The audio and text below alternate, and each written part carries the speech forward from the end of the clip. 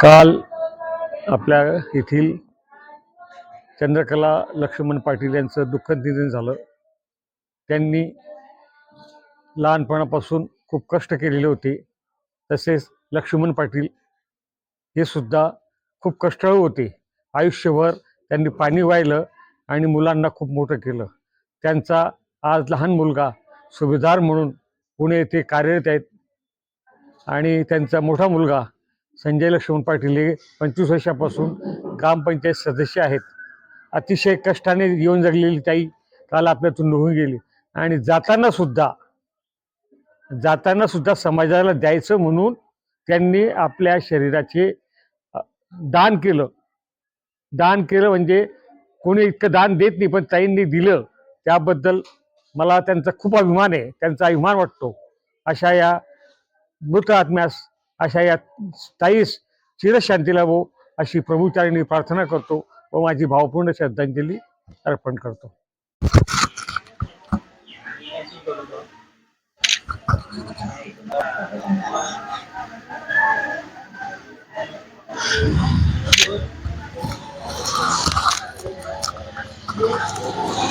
नारायण लक्ष्मण पाटील, राहणार वरखेडी, तालुका पाचोरा, जिल्हा जळगाव. मी जानेवारी 1995 मध्ये सैन्यामध्ये पदार्पण केलं. त्याच्या पहिले माझ्या घरची परिस्थिती फार नाजुकीची होती. आई वडील मोलमजुरी करून कष्ट करायचे. जिनामध्ये कॉन्ट्रॅक्टदाराच्याकडे वडील हमाली करायचे. असं करून आम्ही दोघं भावांनी आमचं शिक्षण पूर्ण केलं आणि मला फौजमध्ये भरती व्हायची खूप इच्छा होती. मी बरेच वेळ ट्राय केला, त्याला मला सक्सेस नाही मिळालं. आणि माझ्या आईने माझ्यासाठी उपवास वगैरे व नवस देवासाठी कबूल केला की मी लवकरात लवकर सैन्यामध्ये भरती व्हावं. उपाशी तापाशी राहून आईने देवा परमेश्वरावर प्रार्थना केली आणि मला यश मिळालं. मी सुद्धा सकाळ संध्याकाळ कष्ट केलं आणि जिद्द कायम ठेवली आणि मी सैन्यात भरती झालो. माझी 30 वर्ष संपूर्ण 30 वर्ष सर्व्हिस झाली आणि मी देशातील ठिकठिकाणी देशाच्या 4 साईडला मी नोकरी करून सध्या पुण्याला स्थायिक आलो.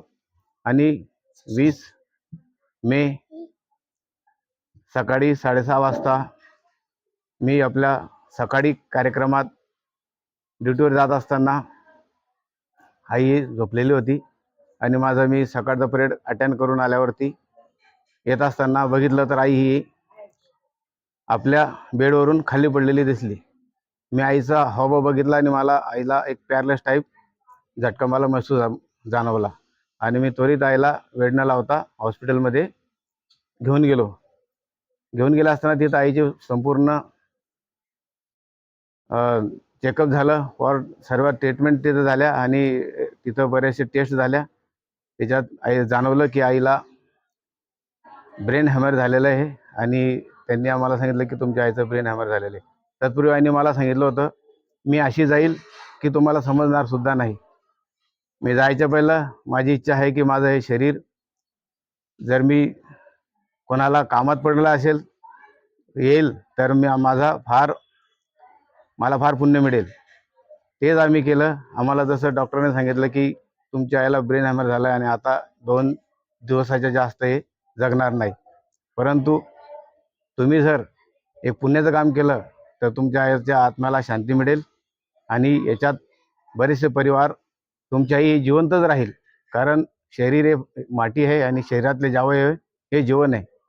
तर तुमची आई इतर लोकांमध्ये जिवंत राहील आणि बरेचसे कुटुंब याच्यावरती सुखी होतील.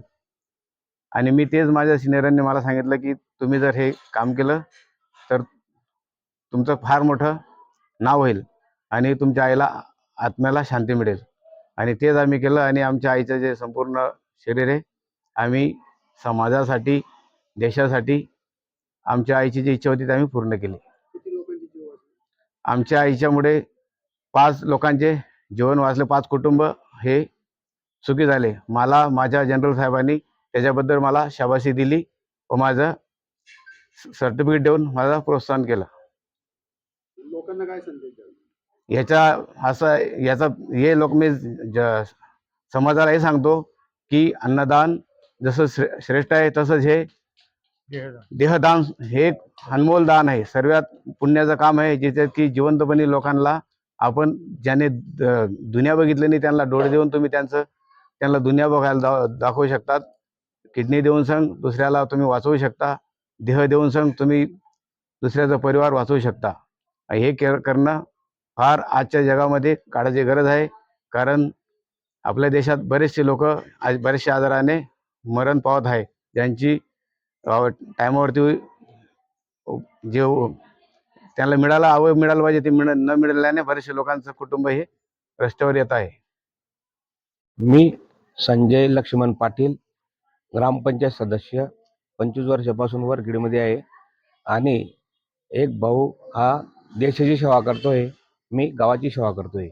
आईचं एकच म्हणणं होतं, एकानं देश सांभाळायचं, एकानं गाव सांभाळायचं. भाऊला सुभेदारीपर्यंत आम्ही फौजमध्ये सुभेदारीपर्यंत त्या स्थानावरती नेलं. भाऊ उत्कृष्ट प्रकारे देशाची सेवा करत आहे आणि मी अडीअडचणीमध्ये गावात चांगल्या प्रकारे गावाची अडीअडचणीमध्ये लोकांना मदत करते. आमच्या याचं एकच तत्व होतं, तहानलेल्या पाणी आणि भुकेलेल्या भाकर, आणि ज्याला काही मदत करायची ती सरळ हाताने मदत करायची. आईचं म्हणणं एकच होतं. माझं आईचं वय 82 वर्ष होतं, पण आईला कुठल्याच प्रकारचं व्याधी नव्हता. तरी लोक आईकडे पाहून झुरत होते माझ्या, की तुझी आई बघ, तुझी आई किती म्हातारी दिसत नाही, काही नाही. माझ्या आईचं म्हणणं एकच होतं, शुद्ध शाकाहारी माझी आई होती. त्याच्यामुळे शुद्ध शाकाहारी असल्यामुळे माझ्या आईला कुठल्याच प्रकारचे व्याधी नव्हते शारीरिक. पण काळाची ती गरज असते.